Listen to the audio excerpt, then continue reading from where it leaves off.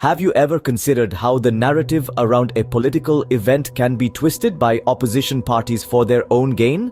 Take for instance the recent controversial resignation of Election Commissioner Arun Goel. The political landscape was set ablaze with allegations and claims, painting a picture that wasn't quite in shades of truth. A narrative was spun, rich with drama and intrigue, accusations of governmental pressure, and claims of democratic integrity being compromised. The opposition parties were quick to capitalize on this, fueling the fire with their own interpretations and theories.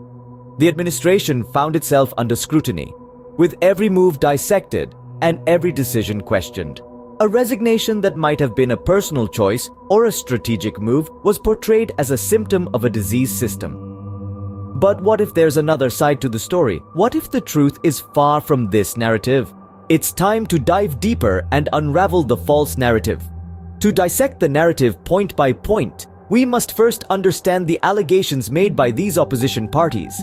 They claim that the resignation of the election commissioner, Arun Goel, was not entirely voluntary. They argue that it was a result of internal politics and pressures. However, there is a glaring lack of evidence supporting these claims. Firstly, let's discuss the notion of internal politics. It's essential to note that the Election Commission is an independent body, immune from political influences.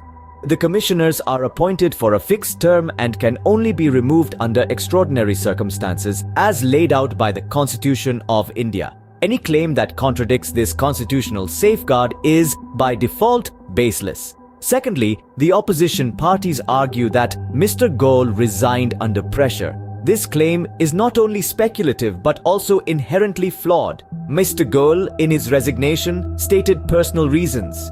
There has been no tangible proof presented by the opposition to substantiate their claim. It's a classic case of creating a controversy where there isn't one. The opposition also alleges that the timing of the resignation is suspicious, given the proximity to the upcoming elections. However, they conveniently overlook the fact that previous commissioners have also resigned close to election dates, citing personal reasons. There is nothing unprecedented about this. In addition, the opposition's narrative fails to acknowledge the commendable work done by Mr. Goel during his tenure. His efforts towards electoral reforms and ensuring fair and transparent elections have been noteworthy. It's a disservice to his contributions to spin a narrative of controversy around his resignation. In conclusion, it's evident that the opposition's narrative is riddled with logical inconsistencies and unsupported allegations. Their claims rely heavily on speculation and lack concrete evidence. It's clear that the narrative spun by the opposition parties is far from accurate. So, what is the real story behind Arun Goel's resignation? Let's cut through the fog of speculation and bring to light the facts. Arun Goel, the former election commissioner, resigned from his position citing personal reasons. This information is not based on hearsay or conjecture, but directly from the horse's mouth. Goel himself. Now let's talk about the administration's response to his resignation. They accepted it and expressed their understanding of his decision. In fact, they lauded Goel for his notable contributions during his tenure and wished him well for his future endeavors.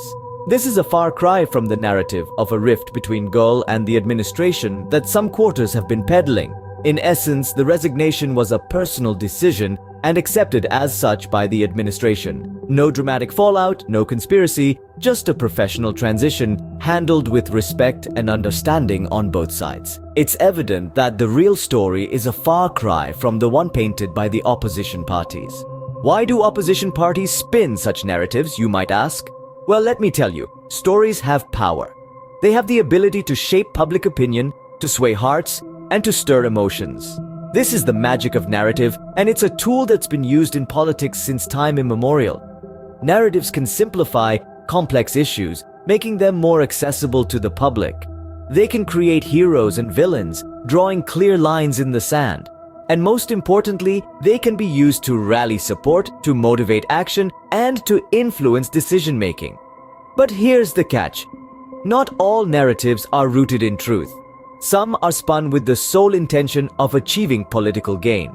They are carefully crafted, often playing on fears and biases to serve a specific agenda.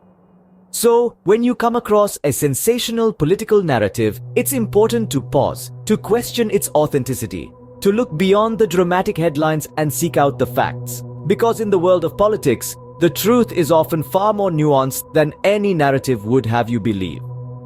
Next time you come across a sensational political narrative, remember to question its authenticity and look for the facts.